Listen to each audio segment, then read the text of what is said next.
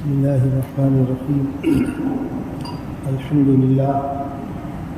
لله وكفى وسلام على عباده الذين اصطفى. أما بعد فأعوذ بالله من الشيطان الرجيم. بسم الله الرحمن الرحيم.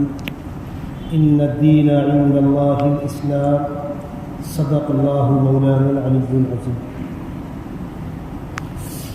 محترم بزرگوں، اللہ تبارک و تعالی اس عظیم کائنات کا خالق بھی ہے، مالک بھی ہے، رازق بھی ہے۔ اس کائنات کے پیدا کرنے میں کوئی اس کا شامل حال نہیں۔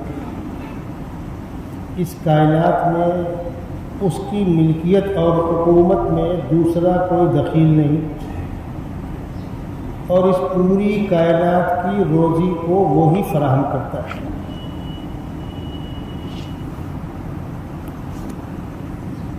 انسانوں کی روزی کا معاملہ ایسا ہے کہ خداوند قدوس نے روزی کے اصل خزانے اپنے پاس محفوظ رکھے۔ ارشاد فرمایا وَإِن مِّن شَيْءٍ إِلَّا عِندَنَا خَزَائِنُهُ وَمَا نُنَزِّلُهُ إِلَّا بِقَدَرٍ مَّعْلُومٍ۔ ہر چیز کے خزانے ہمارے پاس ہیں، ہم بندوں کی ضرورت، حکمت اور مصلحت کے تقاضے کے تحت جب جتنا چاہتے ہیں اتارتے ہیں۔ اس کائنات کے پیدا کرنے میں اللہ کا کوئی شریک نہیں، خدا کی خدائی میں کوئی شریک نہیں، وہ یکتا ہے اور تنہا ہے۔ اس نے کائنات کے نظام کو کچھ اصولوں، کچھ اسباب کے تحت جوڑ رکھا، لیکن وہ خود ان اصولوں اور اسباب کا پابند نہیں، اس کی قدرت اس سے اوپر ہے۔ مثلا یہ برسات کا موسم ہے، پانی برس رہا ہے۔ پانی کب برسے گا؟ جب تیز گرمی ہوگی، پکے گا موسم، بھاپ بنے گی، پھر وہی بھاپ ٹھنڈی ہوا کے ساتھ مل کر کے پانی کے قطروں میں تبدیل ہو جائے گی۔ ابھی پانی برستے برستے رک جائے اور پھر دوبارہ گرم پڑے تو آپ کہیں گے لگتا ہے پھر برسے۔ جہاں کہیں بھی پانی برستا ہے اس سے پہلے گرمی ہوتی ہے، پھر پانی برستا ہے۔ یہ پانی کھیتی کا ذریعہ بھی ہے، ہریالی کا ذریعہ بھی ہے، مخلوقات کی زندگی کی بنیاد بھی ہے۔ دنیا میں، کائنات میں، پورے عالم میں جہاں پانی نہیں وہاں زندگی نہیں۔ اور یہ بات قرآن نے اس وقت کہی 1450 سال پہلے، وَجَعَلْنَا مِنَ الْمَاءِ كُلَّ شَيْءٍ حَيٍّ۔ ہم نے پانی سے ہر زندہ چیز کی زندگی جوڑ رکھی ہے۔ اب انسان بیچارہ ترقی کرتے کرتے الگ الگ مقامات پر جا رہا ہے، پہنچ رہا ہے، اور جب جا کر لوٹ کر آتا ہے اس سے پوچھو بھائی وہاں زندگی ہے؟ نہیں، وہاں زندگی نہیں ہے، اس لیے کہ وہاں پانی نہیں ہے۔ یہ پانی زندگی کی بنیاد ہے۔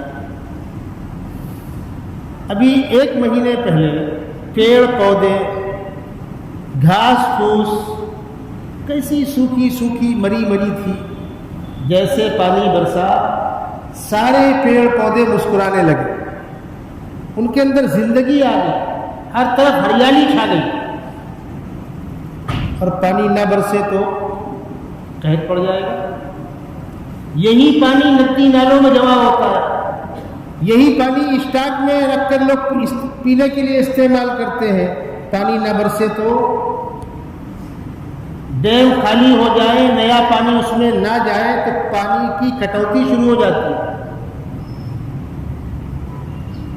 پانی برسنے کے بعد موسمیات والے کہتے ہیں اتنا پانی ہو گیا، اتنی ملی میٹر بارش ہوئی۔ پوری دنیا اس کے ساتھ جڑی ہوئی ہے، لیکن اللہ کی قدرت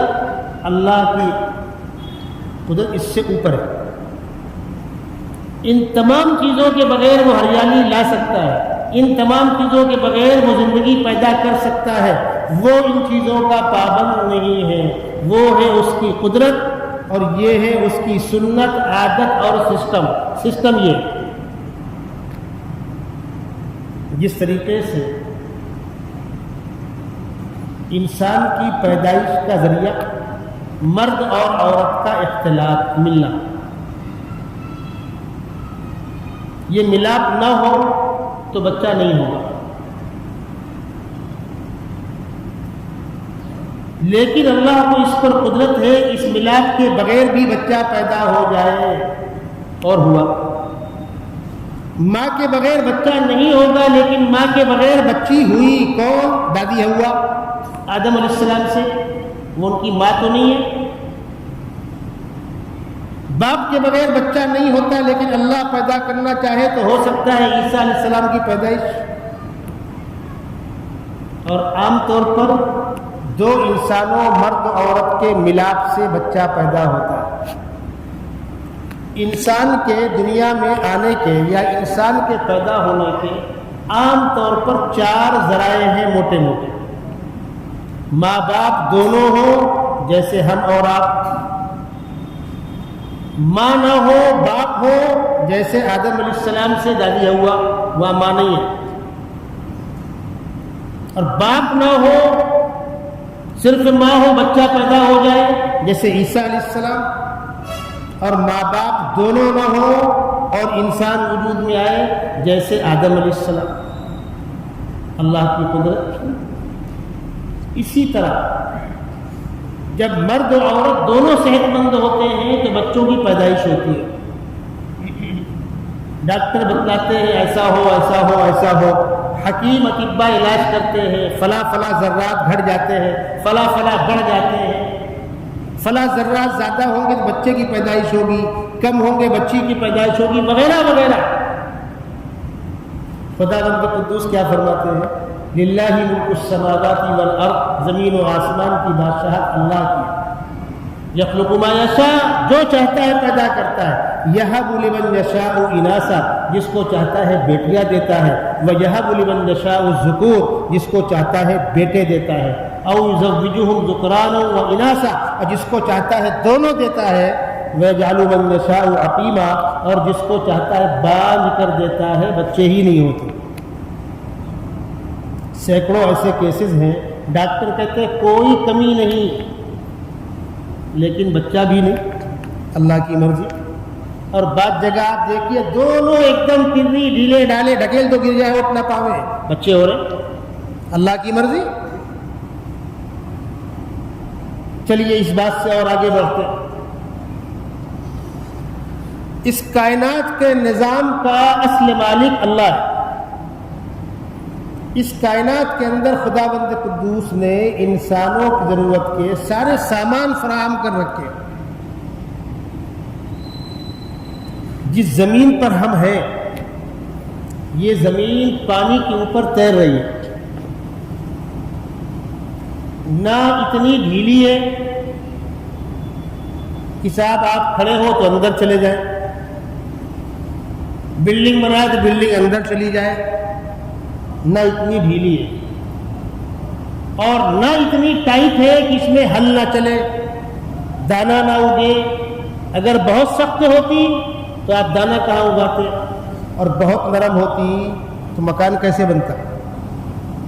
آج ٹاور کھڑے ہو رہے زمین کے اوپر۔ یہ زمین جب پانی پر بچھائی گئی، اللہ نے جہاں پر کائنات کے نظام پر گفتگو کی فرمایا وَالْأَرْضَ بَعْدَ ذَلِكَ دَحَاهَا، پانی کے اوپر زمین کو بچھایا، أَخْرَجَ مِنْهَا مَاءَهَا وَمَرْعَاهَا وَالْجِبَالَ أَرْسَاهَا، پیڑ پودے اگائے، تم کو پانی دیا، اسی زمین سے تم پانی نکالتے ہو بورنگ کر کے، آسمان سے پانی برستا ہے، اور یہ زمین پانی پر ہلتی تھی، ڈولتی تھی۔ والجبال ارساها، پہاڑوں کو بطور کھوٹوں کے، بطور لوڈ بیلنس کرنے کے پہاڑوں کو لاد دیا زمین کے اوپر۔ دوسرے مقام پر فرمایا وجعلنا فی الارض رواسي ان تمید بكم، ہم نے زمین کے اوپر پہاڑ جما دیے، گاڑ دیے تاکہ زمین ہلے نہیں، ورنہ زمین ڈولتی اور کوئی نظام قائم نہ ہو سکتا۔ یہ 25% زمین 75% پانی، اور اس 75% میں بھی سمندر کا بہت بڑا علاقہ ہے جہاں انسان نہیں جا سکتا، گیا تو لوٹ کے آنے والا نہیں ہے۔ میں پوری ذمہ داری کے ساتھ کہہ رہا ہوں، آپ کسی بھی سائنس کے طالب علم سے پوچھ لیجئے، سمندر کے بہت سے علاقے ایسے ہیں جہاں انسان نیچے نہیں جا پاتا، جائے گا تو لوٹ کر آ نہیں پائے گا۔ جہاں جا پاتا ہے وہاں جا رہا ہے، غوطے لگا رہا ہے، تلاش کر رہا ہے، معدنیات تلاش کیے جا رہے ہیں۔ بھیونڈی کے سینکڑوں بچے اسی ملازمت میں ملازمت کر رہے ہیں، سمندروں میں ہزاروں ہزار فٹ نیچے جا کر کے کوئی پٹرول تلاش کر رہا ہے، کوئی سونا تلاش کر رہا ہے، کوئی گیس تلاش کر رہا ہے۔ 25% زمین، 75% پانی۔ انسانوں کی آبادی بڑھ رہی ہے، یقیناً بڑھ رہی ہے۔ کچھ لوگوں کو فکر ہوئی آبادی بہت بڑھ جائے گی تو پھر کھائیں گے کہاں سے؟ وہ نیا فلسفہ لائے، ہم دو ہمارے دو۔ ٹھیک ہے، تم دو تمہارے دو۔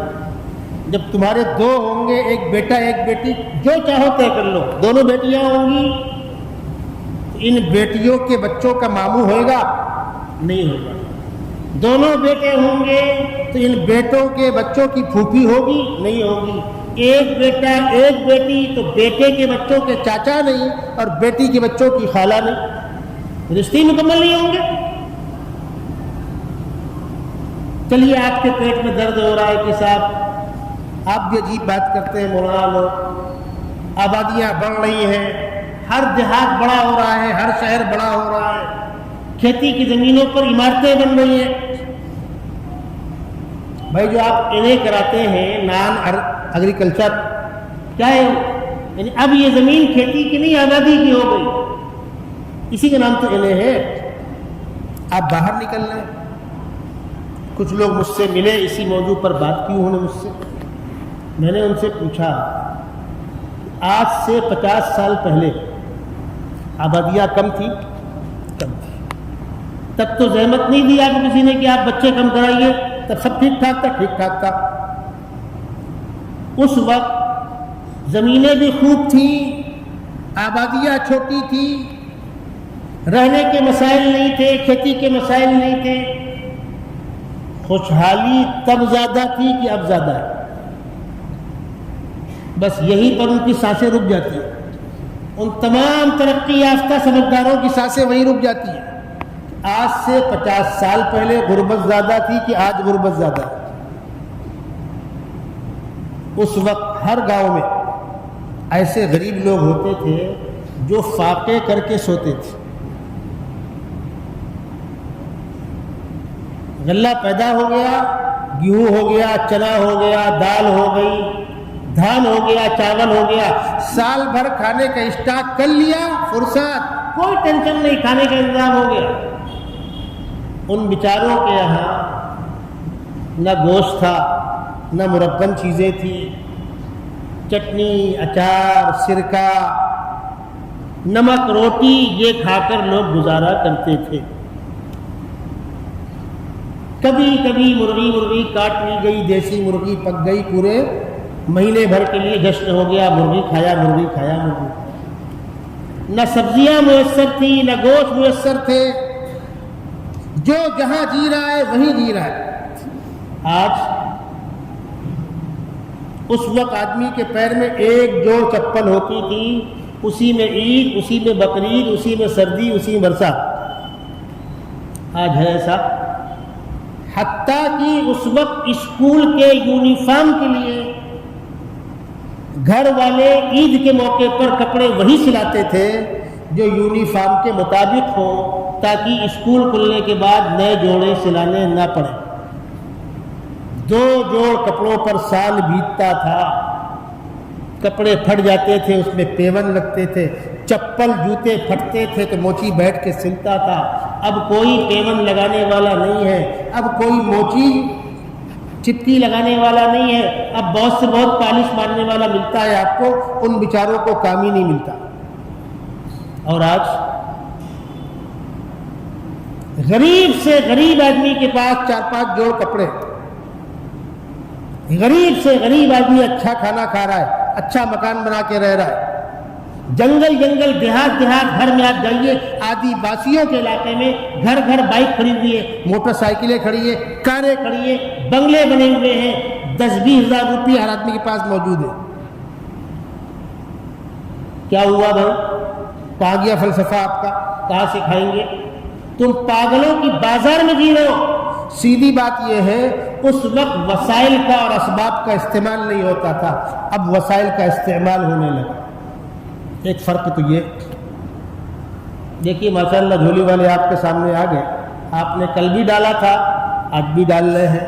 کل ڈالا تھا آپ نے بقرعید کی خوشی میں، آج ڈالیں گے آپ جمعہ کی خوشی میں۔ اللہ کے گھر میں آپ کو ڈالنا ہے، آپ کا ثواب محفوظ ہوگا، اللہ آپ کو بہتر سے بہتر صلہ عطا فرمائے۔ آپ کو بتلاؤں ہمارے بچپن کا واقعہ ہے۔ اندرا گاندھی وزیر اعظم تھی، ہندوستان کو عالمی پیمانے پر بڑی طاقتوں کے ساتھ اپنے آپ کو کھڑا کرنا تھا، تو بڑی طاقتیں اپنی شرطیں منواتی ہیں، ہوتی مجبوری خارجہ پالیسی کی۔ اس وقت آبادی کنٹرول کی مہم چل رہی تھی، نسل بندی۔ تو ہندوستان میں ان کو پاگل پن سوار ہوا، یہاں کے لوگوں کو طاقت کے طور پر نسل بندی کرائی جا رہی تھی۔ تمام سرکاری ملازمین کی نسل بندی، غریبوں کی نسل بندی، ساری سرکاری اسکیمیں نسل بندی کے ساتھ جوڑی جا رہی تھی۔ یہاں پر رک کر میں اس مسئلے کی وضاحت کر دوں۔ اس مسئلے میں لوگ دو انتہاؤں پر کھڑے ہوئے، دو کناروں پر کھڑے ہوئے۔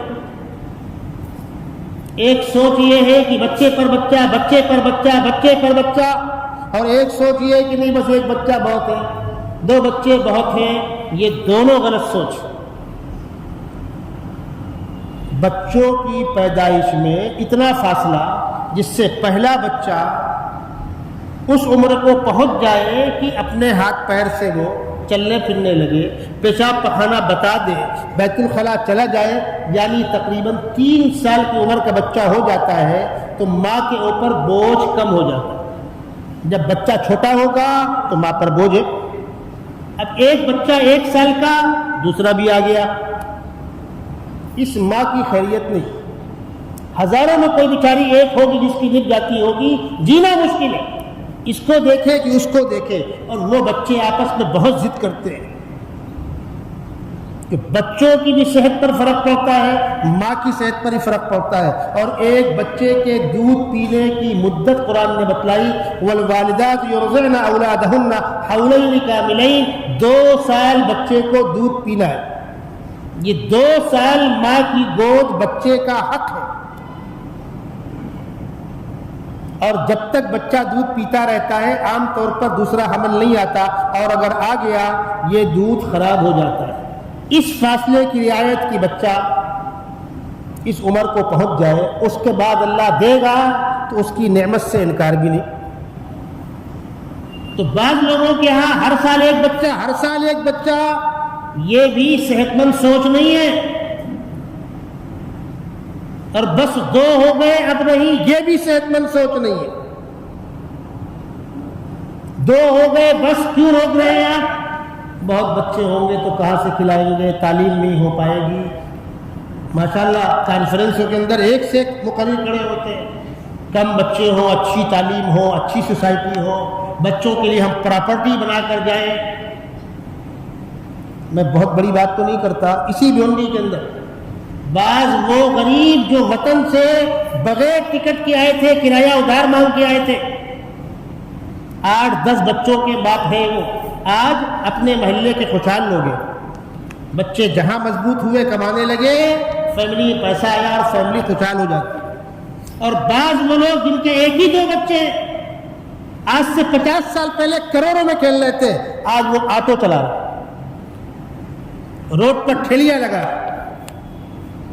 یہ کس کو اوپر کرنا، کس کو نیچے کرنا بندو، یہ اختیار اللہ کا ہے۔ وَرَفَعْنَا بَعْضَهُمْ فَوْقَ بَعْضٍ دَرَجَاتٍ لِيَتَّخِذَ بَعْضُهُمْ بَعْضًا سُخْرِيًّا۔ اللہ نے یہ اختیار اپنے ہاتھ میں رکھا ہے، امیری اور غریبی کے اسباب یہ نہیں ہے، یاد رکھیے گا۔ بہت سے کاروباری ہیں میں تقریباً 33 سال سے دہلی میں رہ رہا ہوں، 90 سے آپ کے درمیان ہوں میں، 2023 چل رہا ہے، میں نے اس شہر کے اندر 3 مرتبہ اتار چڑھاؤ دیکھا، اتنا پیسہ کہ پیسہ کبھی ختم ہوگا سوچا بھی نہیں تھا، لیکن کاروبار میں نقصان لگنا شروع ہوا، آج بچے ملازمت کرنے پر آ گئے۔ جن فیملیوں کے بچوں کو گھر کی گاڑی اسکول چھوڑنے جایا کرتی تھی، اس وقت شہر کے اندر فیٹ گاڑی اور یہ آپ کی دوسری تھی امبیسڈر، یہ 2 گاڑیاں تھیں، کسی کے ہاں اور کوئی گاڑی ہوتی تھی۔ امبیسڈر گاڑی کا مطلب بہت خوشحال آدمی تھے، امبیسڈر گاڑیاں جا کر اسکول چھوڑنے جاتی تھی اور لے کر آتی تھی، آج اس گھر کے بچے آٹو چلا رہے۔ کیا ہوا؟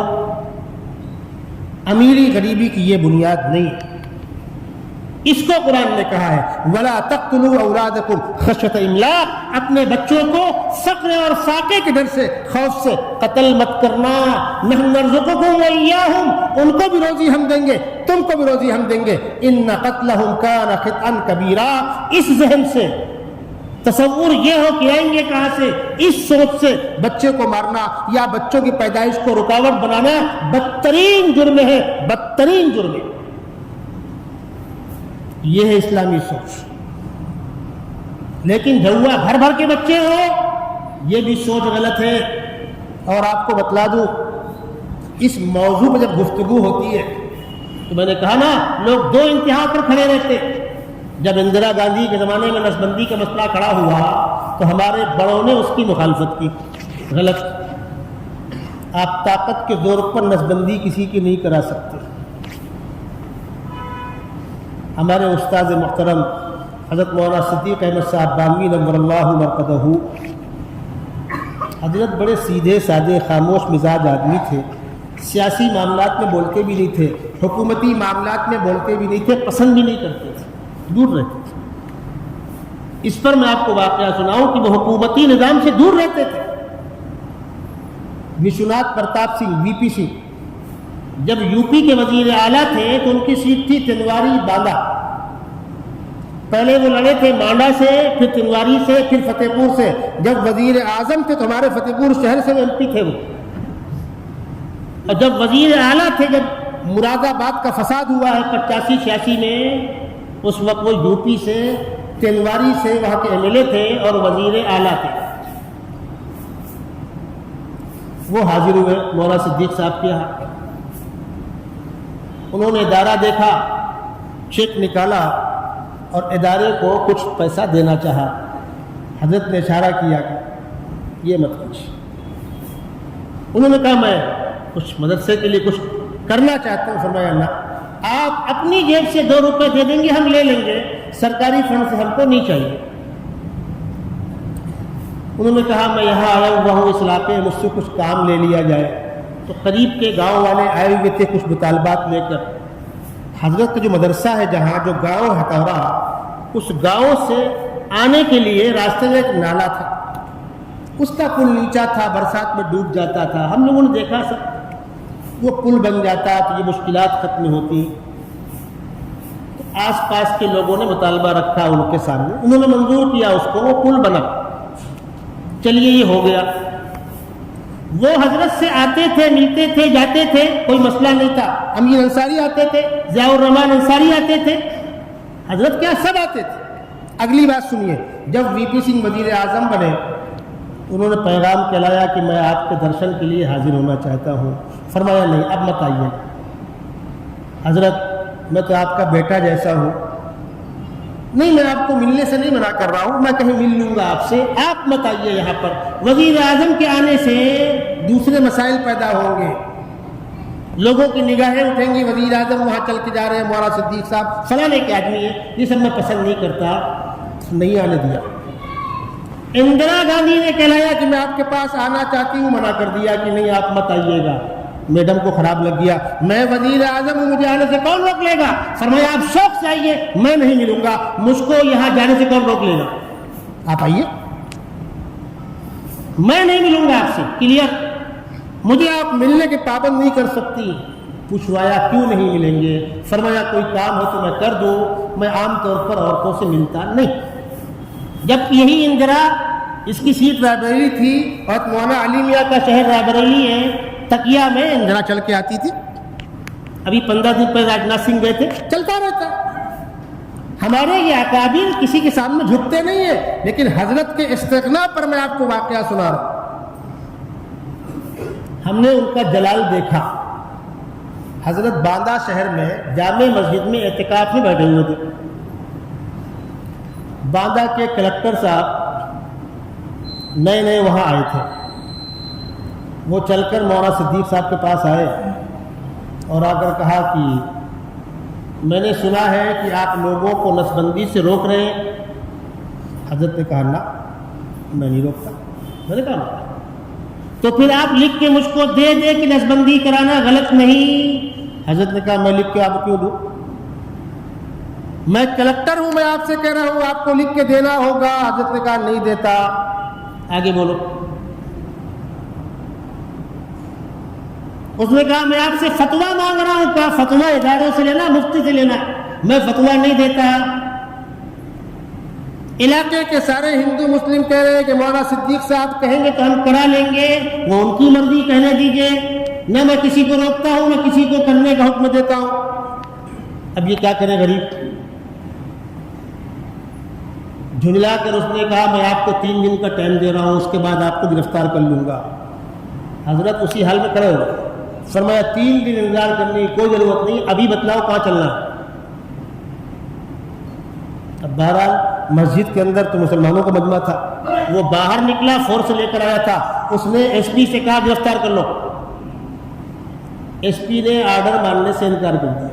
ایس پی نے کہا ابھی آپ نئے آئے ہیں، آپ کو اندازہ نہیں ہے. حضرت پر ہاتھ ڈالا، نہ تم بچو گے نہ ہم بچیں گے نہ ایک پولیس بچے گی.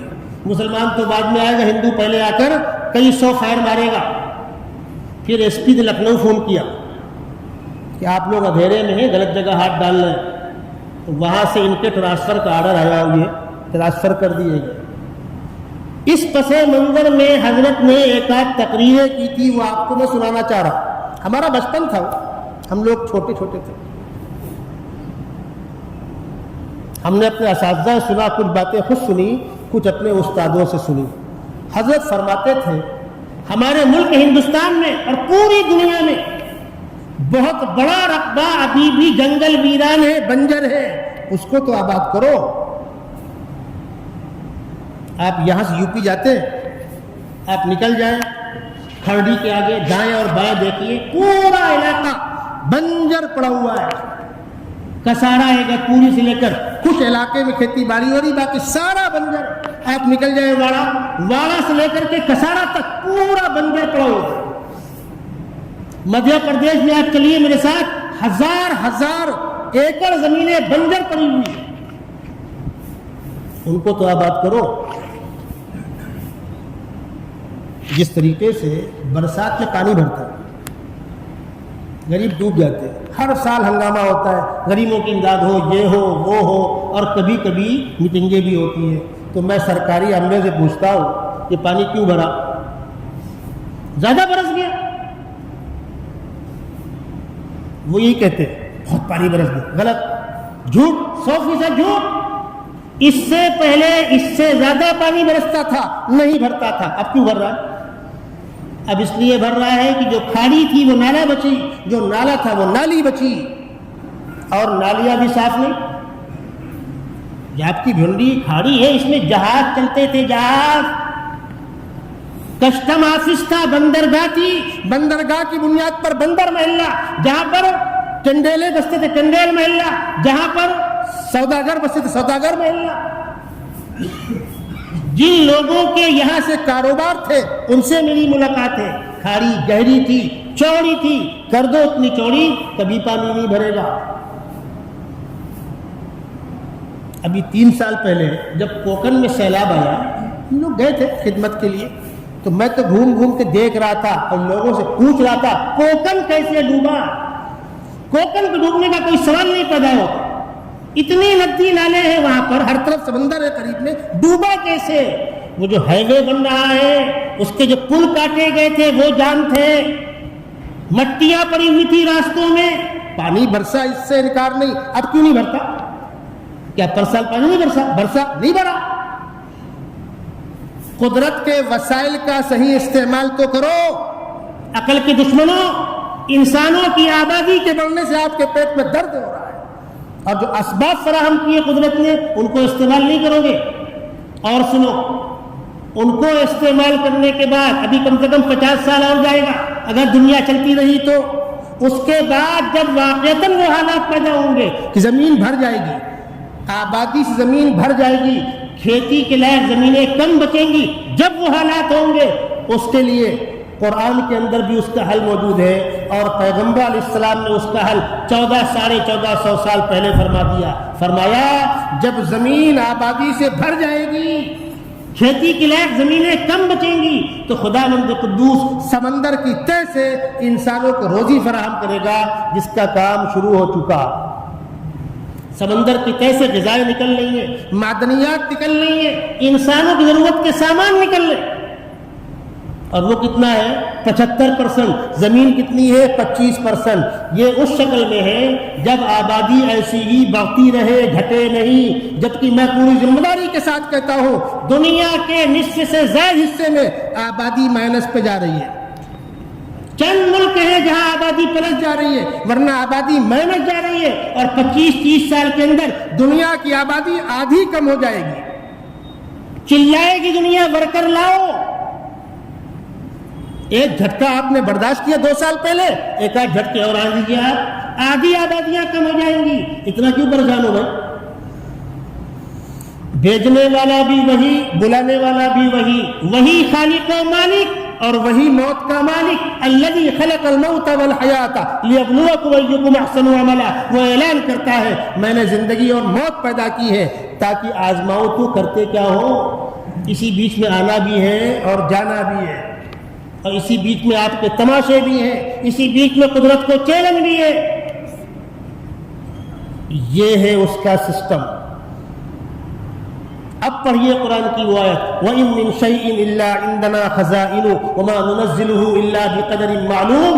خزانوں کا اسٹاک تو ہمارے پاس ہے، ہم بندوں کی ضرورت کے مطابق تھوڑا تھوڑا اتارتے ہیں. ایک بات تو مجھے آپ کو یہ بتلانی ہے، جب خداوند قدوس نے کائنات کو بنایا اور اس کے بعد خداوند قدوس نے کائنات کو سجانے کے بعد، سنوارنے کے بعد انسان کو اس کائنات میں بھیجا.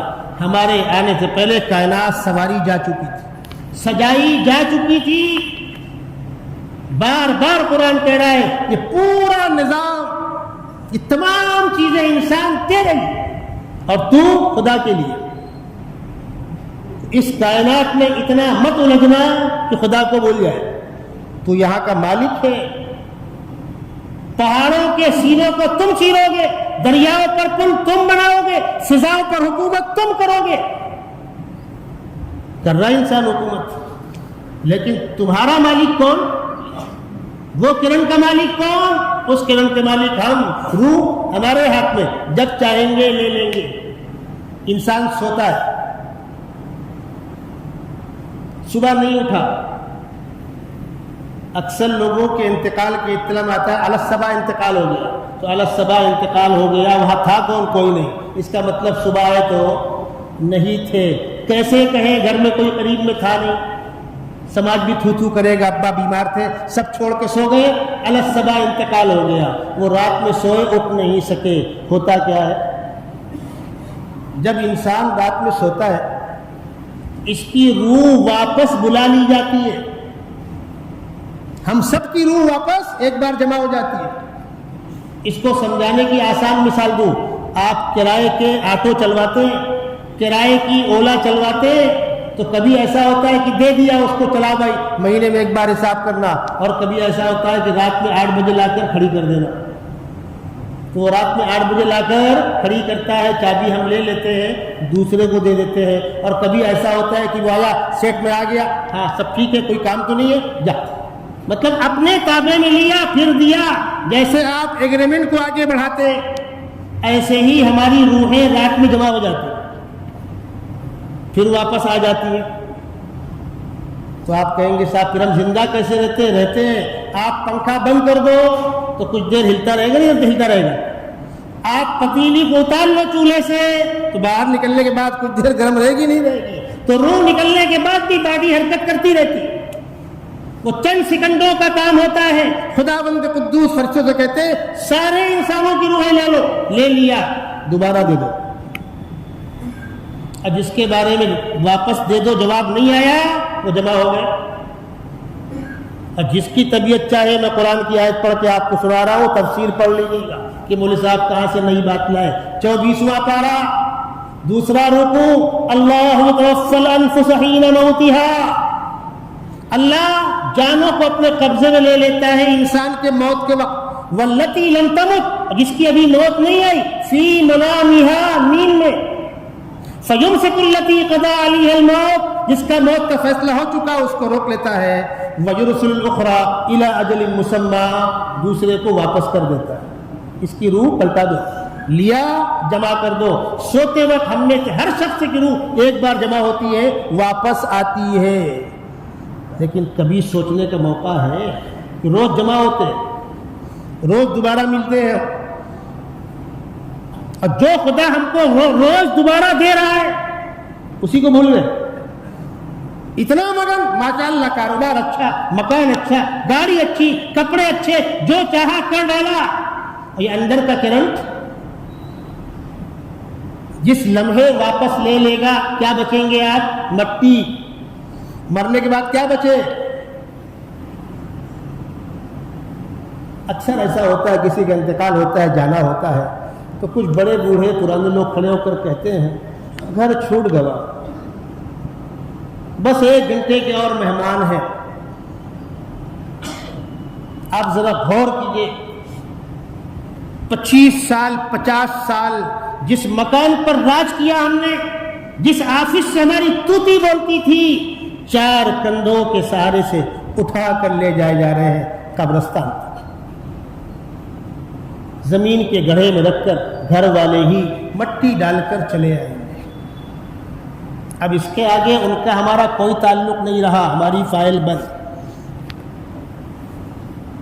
حدیث پاک میں آتا ہے اذا مات الانسان انقطع عنہ عملہ، انسان کا انتقال ہو جاتا ہے تو عمل کا سلسلہ رک جاتا ہے، ختم، فائل بند۔ الا من ثلاث، 3 چیزیں باقی رہتی ہیں، من صدقۃ جاریہ او علم، صدقۃ جاریہ او علم ينتفع بها او ولد صالح يدعو لها، اسی قسم کے الفاظ ہیں حدیث کے۔ ہمارے مدرسہ سراج العلوم کی جو رسید ہے اس کی پشت پر یہ حدیث ترجمے کے ساتھ لکھی ہوئی ہے، میں نے خود ڈالا اس کا۔ جب یہ حدیث مجھ کو ملی تو میں نے کہا یہ عوام تک پہنچنی چاہیے۔ 3 چیزیں، کوئی نیک کام جس کی نیکی کا سلسلہ چلتا رہے اس کو صدقہ جاریہ کہتے ہیں۔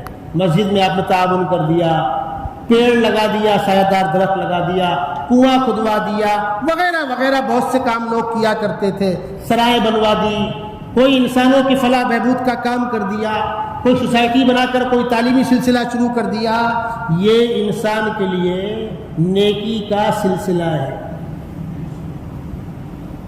او علم ينتفع به، کوئی علمی کارنامہ چھوڑ کر گیا ہے جس سے بعد میں لوگ فائدہ اٹھا رہے ہیں۔ آپ حضرت شیخ کی فضائل اعمال پڑھتے ہیں، حضرت شیخ اپنی قبر میں آرام کر رہے ہیں، 50 لاکھ مقام پر وہ کتاب پڑھی جا رہی ہے، لکھنے والے کو اس کا ثواب جائے گا۔ بھی بقرعید کے ایام چل رہے ہیں، جب ہم لوگ دارالعلوم دیوبند میں پڑھتے تھے تو طلباء آپس میں چندہ کرتے تھے۔ 1 ہفتہ پہلے اعلان ہو گیا بھائی ہم جن محدثین کی کتابیں پڑھتے ہیں، جن کی لکھی ہوئی کتابوں سے ہم فائدہ اٹھا رہے ہیں، ہم ان کے لیے بھی قربانیاں کرائیں گے ایصال ثواب کے لیے، سینکڑوں قربانیاں ان محدثین کے نام پر جن کی لکھی ہوئی ہم کتابیں پڑھ رہے ہیں۔ اس لیے ان کا ہم پر احسان ہے، هل جزاء الاحسان الا الاحسان۔ اپنے والدین کے لیے کراؤ، اپنے اساتذہ کے لیے کراؤ، اپنے محسنین کے لیے کراؤ، تو وہ جو علمی کارنامہ انجام دے کر گئے قیامت تک وہ سلسلہ چلتا رہے گا۔ او ولد صالح يدعو له، یا نیک اولاد جس کو نیک بنانے میں باپ کی خدمت قربانی کا دخل ہے۔ اگر باپ کی محنت سے بیٹا نیک بنا ہے تو اس بیٹے کی نیکی میں باپ کو ثواب پہنچے گا۔ قاری محمد طیب صاحب رحمۃ اللہ علیہ اپنے باپ کے اکلوتے بیٹے تھے مولانا محمد احمد صاحب کے، اور وہ بھی اپنے باپ کے اکلوتے بیٹے تھے مولانا قاسم نانوتوی کے۔ مولانا قاسم نانوتوی کے بیٹے ہیں مولانا محمد احمد صاحب، اور ان کے بیٹے قاری امت طیب صاحب رحمۃ اللہ علیہ۔ جب قاری طیب صاحب حافظ قرآن بنے، خوشحال گھرانہ تھا، لوگ جمع ہوئے، مبارکبادیں دی جا رہی تھی، تو ان کے والد محترم نے فرمایا بیٹا میں نے تم کو حافظ قرآن اس لیے نہیں بنایا کہ تم مجھے کما کر کھلاؤ، مجھے کوئی ضرورت نہیں، بیٹا ایک وعدہ کرو۔ فرمائیے ابا جب تک زندہ رہنا میرے انتقال کے بعد ایک پارہ روز پڑھ کر مجھے بخشو گے؟ فرمایا ہاں۔ قاری صاحب کا معمول تھا مغرب کی نماز میں نوافل میں ایک پارہ پڑھ کر اپنے والد صاحب کو ایصال ثواب کرتے تھے۔ خوش قسمت ہیں وہ والدین جن کو نیک اولاد نصیب ہو، او ولد صالح یدعو لہ۔ مفتی شفیع صاحب جو اصلاً تو دیوبند کے تھے، عثمانی خاندان کے، پاکستان چلے گئے، بہت بڑا نام ہے ان کا، معرف القرآن ہے، ان کی بڑی خدمات ہے۔ ان کا انتقال ہوا تو ان کے انتقال کے بعد جو تعزیتی خطوط آئے اس میں سے ایک خط میں نے پڑھا، وہ آپ کو سناتا ہوں۔ لکھنے والوں نے لکھا بیٹوں کے نام پر، موا رفیع صاحب کے نام پر، موا تقی عثمانی کے نام پر، کہا عزیزاً مفتی شفیع صاحب کے جانے کا افسوس تو بہت ہے، بہت بڑا خلا ہے، لیکن مفتی صاحب کی روح کو ہمارا یہ خراج عقیدت ہے اور ان کا پوری امت پر احسان ہے، انہوں نے جانے سے پہلے اپنے پیچھے اپنے 3 ہیرے اور موتی سے بیٹوں کو اپنی جگہ بیٹھا دیا، مفتی رفیع صاحب، مفتی تقی صاحب، مفتی ولی صاحب۔ سیرت پر پہلی بغیر نقطۂ کتاب جو ہے ہادی عالم، وہ مولانا ولی راضی کی لکھی ہوئی ہے، جو مولانا تقی عثمانی کے بڑے بھائی۔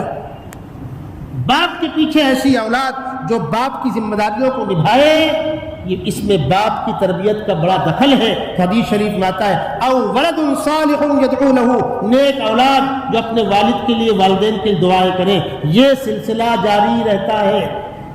باقی قبر میں رکھ کر گھر والے دفن کر کے چلے آئے، جس کی قبر اس کو خبر، گھر والے بے غیرتوں کو اس کی بھی توفیق نہیں ہے کہ باپ کروڑوں کی پراپرٹی چھوڑ کے ہمارے لیے مرائے، اس پر کسی کا قرضہ تو نہیں ہے۔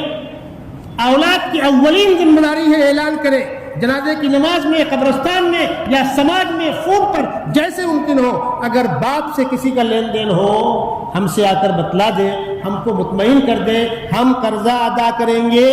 مرنے والے کا قرضہ ادا کرنے کے بعد جو بچتا ہے وہ بچے گا، بات کے پہلے فرصت کر لیا، ہم نے قرضہ کیا ہے، جس نے کیا ہے وہ جانے، اتنا % تمہاری پراپرٹی میں آ گیا جتنا اس پر قرضہ ہے۔ اگر 10 کروڑ کی پراپرٹی ہے اور 5 کروڑ کا قرضہ ہے تو 50% ہر حصے کے اندر وہ قرضہ منتقل ہو گیا، بھرو یا نہ بھرو، چاہے یہاں دو چاہے وہاں دو۔ دنیا سے جانے سے پہلے اپنے سمجھدار بچوں کو، اپنی بیوی کو جس پر اعتماد ہو، کبھی کبھی 2 مہینے، 4 مہینے، سال بھر میں ایک بار بتلائیے کیا کر رہے ہیں، کن لوگوں سے لین دین ہے، کہاں سے آنا ہے اور کہاں سے جانا ہے۔ ایسا نہ ہو کہ مرنے والا مر گیا اور مانگنے والے گھر پر آ کر 7 نسلوں کی خیریت پوچھ رہے۔ ہر انسان کی آنکھ بند ہوگی، قبر میں جا کر لوگ رکھ کر چلے آئیں گے، اس کے بعد کوئی کسی کا پرسان حال نہیں۔ یہ گفتگو کا سلسلہ انشاءاللہ 2-3 ہفتے چلے گا۔ آج تو میں نے بنیاد رکھی ہے، اگلے ہفتے انسانوں کے لیے نظام فطرت کیا ہونا چاہیے، زندگی گزارنے کا نظام کیا ہونا چاہیے، اسلامی طریقہ کار کیا ہے، اور ہمارے ہاں جو تماشے اس وقت کیے جا رہے ہیں، لا کمیشن نے جو مشورہ مانگ رکھا ہے 14 جولائی تک اس کا موقع دیا گیا ہے، پورے ملک میں ایک ہنگامہ کھڑا ہوا ہے اور میڈیا میں صبح و شام بدتمیزیاں ہو رہی ہیں۔ ان بدتمیزوں کو ان کے حال پر چھوڑیے، لیکن جو ہمارے بس میں ہے کم از کم آپ کے سامنے اسلامی نقطۂ نظر، کائنات کو بنانے اور کائنات کو فنا کرنے کا مالک کون، زمین و آسمان کا مالک کون، زندگی موت کا مالک کون، انسانوں کے لیے زندگی گزارنے کا طریقہ کون بتلائے گا۔ اس موضوع پر انشاءاللہ گفتگو جاری رہے گی۔ اللہ تبارک و تعالی اگلے ایام میں خیریت کے ساتھ آنے، بیٹھنے اور سننے کی توفیق عطا فرمائے۔ سید ولد عالم خیر الانام